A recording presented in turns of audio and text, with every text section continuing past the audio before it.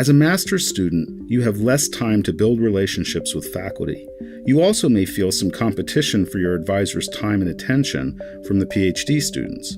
Here are some thoughts from faculty on how they view advising relationships with master's students, and some tips on how you can make the most out of your time at CGU. Quickly and efficiently. It is like a pressure cooker where you come in and then not even 2 years later you're on the way out. So there's not a lot of time to waste, but there actually is. It's such a kind of an intense, packed in setup that people figure things out really, really quickly. And there's nothing like having the job of filling a gallery with something interesting at the end of 2 years' time to clarify your thinking. I often don't even realize that the student is an MA student. Like in my classes, and then I'll look and they'll say, oh, I'm a master's student. No, I give them the same attention. The only thing they don't have to do is they don't have to write a dissertation. If you're an MA student in women's studies, you have to do an internship. But if you're an MA student, and I just got one yesterday, I was talking to her, in education, you have to either write a thesis or an extended paper. She was saying that she hopes she can go into the PhD program after that. But yeah, I think it's the same. I treat students the same. If a master's student feels a lack of love or attention, I would say reach out.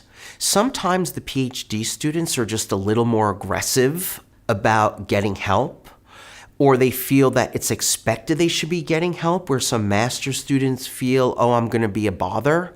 You're not. You are here. You are one of our students. We want to help you. I think it's important to reach out, just like a PhD student would. Let your advisor know your needs and let them know how you can help them. Do not feel that you're a burden. You are not a burden. In a lot of ways, I love master students. They'll be here for 2 years and they'll be in the workforce. They're a quick success story. And I think the master student should know that. So again, master students should not feel like they're a burden.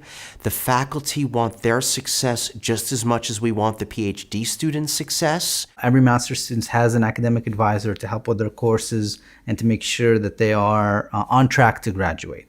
So that piece I feel like we definitely pay a lot of attention to, and we make sure that does happen.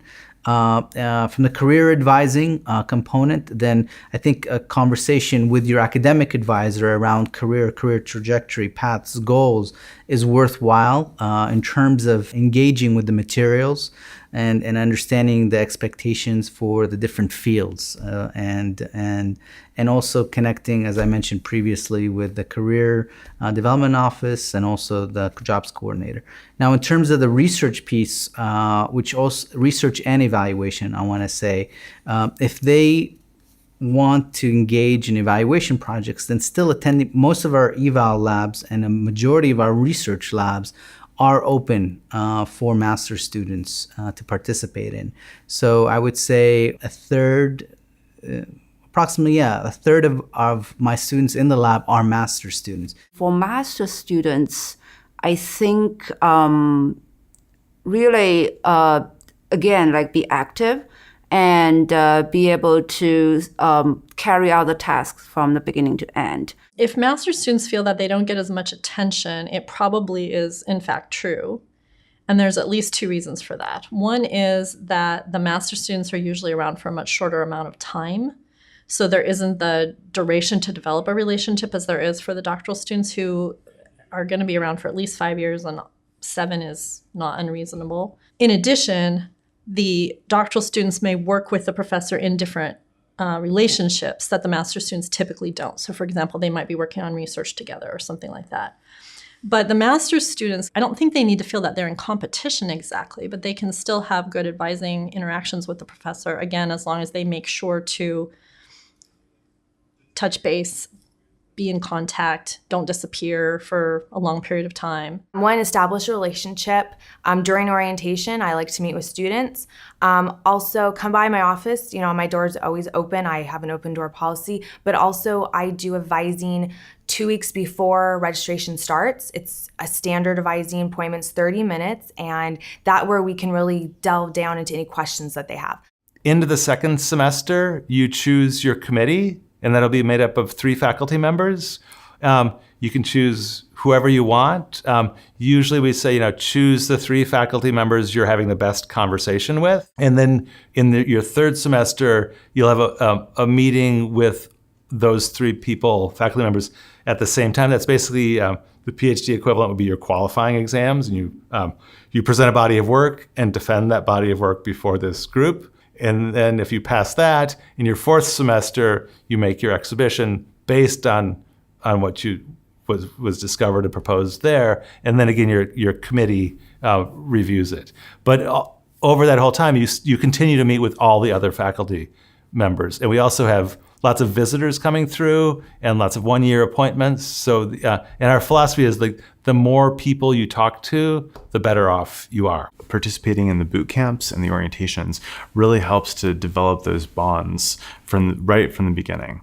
I think also in classes online, in online study groups, students are able to really start to interact, find people who are going to be great for their network down the road, and also identify the people who can help them in their coursework. For example, someone who's really good in math might be a really helpful buddy to have as you're working your way through the business statistics. The program is more than just the classes. And I think sometimes students, it can be so overwhelming, especially if you have a part-time job or even a full-time job, to really navigate your way through classes and find ways to participate. And yet part of the experience of being at CGU and being part of the Drucker School is to participate in the talks and the special events that we have. And it's at those that you really get to almost test out the ideas you learn in classes as part of the process of listening to the speaker. You get to critique what they're saying. You get to reflect on how that speaker's experience might actually help you in your own career. So I think that that's really the best way to take advantage of things and not miss out on the types of opportunities that we have here at CGU.